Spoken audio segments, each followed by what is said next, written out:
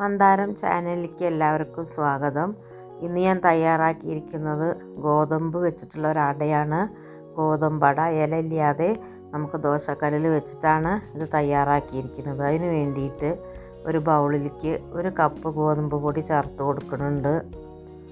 അളവ് നമ്മുടെ ഇഷ്ടത്തിനനുസരിച്ച് എടുക്കാം. ഞാനിപ്പോൾ 1 കപ്പാണ് ചേർത്ത് കൊടുക്കുന്നത്. അതിന് ശേഷം ഒരു 1/2 കപ്പ് നാളികേരം ചേർക്കാം. ഗോതമ്പ് പൊടിയുടെ പകുതി നാളികേരം ചേർത്താലും മതി. ഇനി നമുക്ക് കൂടുതൽ ഇഷ്ടമാണെങ്കിൽ 1 കപ്പ് തന്നെ ചേർത്ത് കൊടുക്കാം.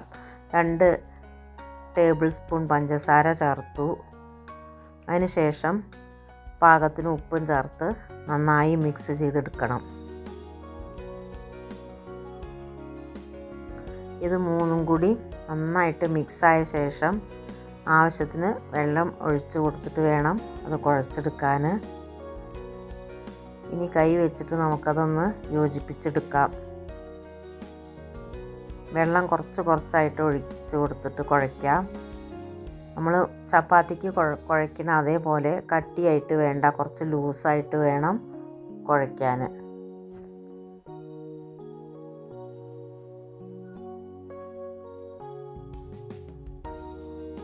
ഇതുപോലെ കുറച്ച് വെള്ളം ചേർത്ത് കുഴച്ചെടുക്കണം. നമ്മൾ കയ്യിൽ ഇങ്ങനെ എടുക്കുന്ന സമയത്ത് ഇതുപോലെ ലൂസ് വേണം. നമുക്ക് പരത്തി എടുക്കാനുള്ളതാണ്, അതുകൊണ്ട് കട്ടിയായാൽ നമുക്കത് പരത്താൻ കഴിയില്ല. ഇതുപോലെയാണ് ലൂസായിട്ട് എടുക്കേണ്ടത്. ഇത്ര മതി. ഇനി നമുക്കിത് മാറ്റി വയ്ക്കാം. 1 കപ്പ് വെള്ളം എടുത്തതിൽ ഇത്രയാണ് നമുക്ക് ബാക്കി വന്നത്. ഇനി ഇത് തയ്യാറാക്കാൻ വേണ്ടിയിട്ട് ഒരു ദോശച്ചട്ടി അടുപ്പത്ത് വെച്ചു. ഒരു പാത്രത്തിൽ കുറച്ച് വെള്ളം എടുത്തിട്ട് നമ്മുടെ കൈയൊന്ന് ആദ്യം നനച്ച് കൊടുക്കണം. അതിന് ശേഷം കുഴച്ച് വെച്ച മാവിൽ നിന്ന് ഓരോ ഉരുളകളായിട്ട് ഇതുപോലെ നമുക്ക് ചട്ടിയിൽ വെച്ച് തന്നെ പരത്തിയെടുക്കണം. വല്ലാതെ ഹൈ ഫ്ലെയിമിൽ വെക്കരുത് ആദ്യം, കാരണം ഈ ചട്ടി വല്ലാതെ ചൂടായി കഴിഞ്ഞാൽ നമുക്കിത് പരത്തി ഇതുപോലെ എടുക്കാൻ ബുദ്ധിമുട്ടാവും. അതുകൊണ്ട് കുറച്ച് ചട്ടി ചൂടായി വരുന്നതിനനുസരിച്ചിട്ട് വേണം ഇത് പരത്തി കൊടുക്കാൻ വേണ്ടിയിട്ട്. കുറച്ച് ഷേപ്പൊക്കെ ഒന്ന് മാറിയിട്ടൊക്കെ ആയാലും കുഴപ്പമൊന്നുമില്ല. നൈസായിട്ട് പരത്താൻ വേണ്ടിയിട്ട് ശ്രദ്ധിക്കണം. ഇടയ്ക്കിടയ്ക്ക് നമ്മൾ കൈ തണുത്ത വെള്ളത്തിൽ മുക്കിയെടുക്കണം. അല്ലെങ്കിൽ നമ്മുടെ കയ്യിലൊക്കെ എല്ലാം അത് ഒട്ടിപ്പിടിച്ച് നമുക്കത് പരത്താൻ പ്രയാസമാവും.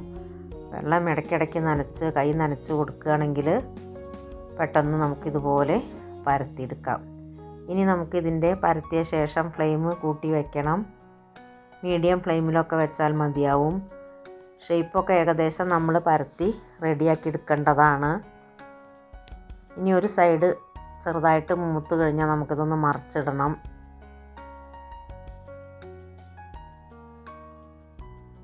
മറിച്ചിട്ട ശേഷം നമുക്കിതിൻ്റെ മീതെ നെയ്യ് പുരട്ടി കൊടുക്കാം. നെയ്യിൽ ഉണ്ടാക്കുന്നതാണ് ഇത് കൂടുതൽ ടേസ്റ്റ്. എണ്ണ പുരട്ടിയാലും കുഴപ്പമൊന്നുമില്ല, പക്ഷെ ഞാനിപ്പോൾ നെയ്യാണ് പുരട്ടി കൊടുക്കുന്നത്. ഇതുപോലെ എല്ലാ സൈഡിലും ആവണ വിധത്തിൽ പുരട്ടി കൊടുക്കണം. ഒരു സൈഡ് ഇതുപോലെ പുരട്ടിയ ശേഷം നമുക്ക് വീണ്ടും അത് മറിച്ചിടണം. ഇനി ഈ സൈഡിലും നെയ്യ് പുരട്ടി കൊടുക്കാം.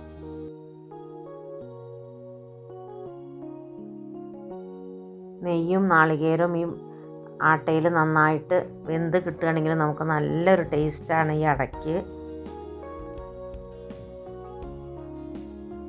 ഇതുപോലെ തിരിച്ച് മറിച്ചിട്ടിട്ട് വേണം വേവിച്ചെടുക്കാൻ.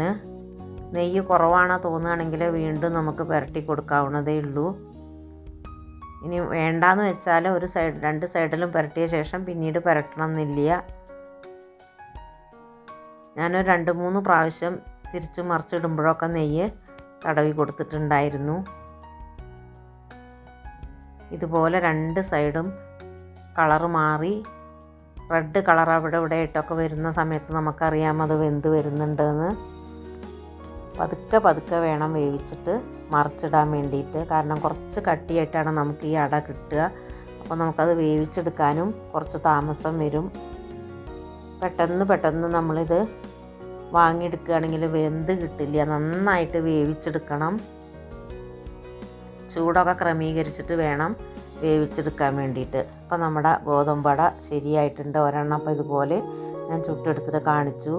അതുപോലെ ഞാൻ 4 എണ്ണമാണ് എനിക്ക് ആ ഒരു കപ്പും പൊടിയിൽ നിന്നും കിട്ടിയത്. ഇതുപോലെ എല്ലാം ഞാൻ പരത്തി വേവിച്ചെടുത്തിട്ടുണ്ട്. ചട്ടിയിൽ പരത്തുന്ന സമയത്ത് നമുക്ക് കൈ പൊള്ളാതെയൊക്കെ കുറച്ച് ശ്രദ്ധയോടു കൂടി പരത്തിയെടുക്കണം എന്നേ ഉള്ളൂ. ഇതുപോലെ 4 എണ്ണം ചുട്ടെടുത്തിട്ടുണ്ട്.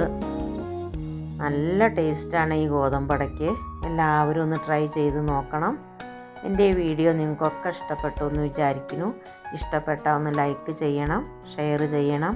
ഞാൻ എപ്പോഴും പറയുന്ന പോലെ സബ്സ്ക്രൈബ് ചെയ്തിട്ട് എൻ്റെ വീഡിയോ കാണണേ എല്ലാവരും. ഇനി ഞാൻ മറ്റൊരു വീഡിയോ ആയിട്ട് വരാം.